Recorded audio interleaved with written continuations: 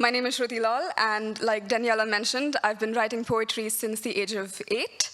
I started off with short, silly rhymes about cats and my favorite chair, but luckily I've transcended into something more intimate, very personal about my life and the lives of my friends, and honestly, the stuff I write can only be understood by those in my inner circles. But with this piece, I've tried my best to be vulnerable, but if you can't get a grip of whatever I'm talking about, that's okay. Most poetry really isn't supposed to make sense. It just has to make you feel. So here goes.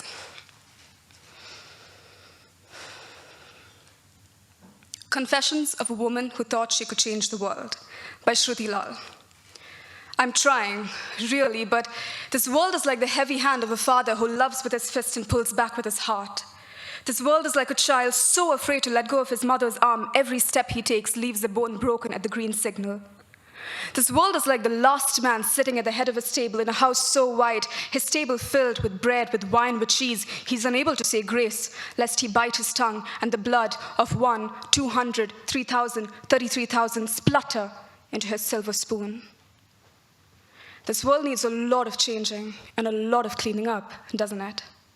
Do you reckon it takes a shovel, a bulldozer, a hose, a double master's degree, or a PhD to just stand up and say, enough is enough. This time, it's going to be the last. Never again. Because you see, my professors have been trying, dedicating, in fact, their whole lives from Afghani borderlands to Lampedusa's coast, and at the crisp age of 24,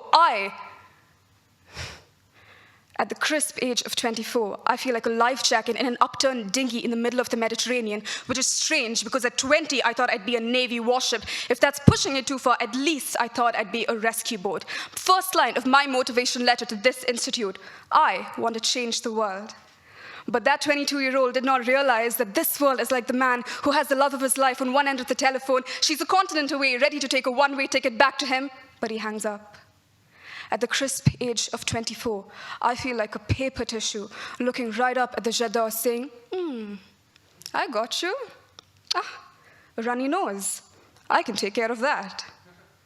You see, it feels like I've got all this rage and this passion to feed every mouth and to open all borders, to clothe all our bodies with sustainable fashion. This world is my Eden, I've got to protect her. I can feel it in my bones, this drive is electric, but it's the end of my semester. I'm tired, I'm exhausted, I'm worn out, and I'm sick. But my Bible taught me that faith as small as a mustard seed can move mountains. I'm 5'2" against a Goliath of Mont Blanc in the line of Saleb. So which mountain, my Lord, and how? If each one of you had a singular line in this whole grand scheme, 5 seconds to get on stage, if you were the one operating the screens between resolutions and vetoes, the woman writing her dissertation that only 2 people are going to read, would you still nourish yourself enough to be a seed for change? Because let me tell you, Change is sitting on your dinner table at 2 a.m. with your friend. He's on his 11th drink and he's leaning dangerously far to the right and you save him to the left. It's an open invitation to an animated movie at your place in the weekend because your pals are all done with real life in the weekend. Change is walking from Plum Alley to Grand Saconnet in the dead of the night only because you couldn't run to her. It is pulling an Avengers Assemble with your girlfriends who's all taking turns in the hot mess pageantry. Change is missing the last burst from Ferney just to open the doors of grief for a friend who's charred her hands from turning the knob. Change is loving a boy for the second time, knowing very well there will be a third, a fourth, a fifth, a sixth. Let me tell you, change is intimate, it is inward, it's a sigh before flight, the sigh after a fight, the thief in the night. If you think you don't got it in you, let me tell you, open your fist. Open your fist. Now close it. You all know what this means, don't you? This is approximately the size of your heart, so hold it close.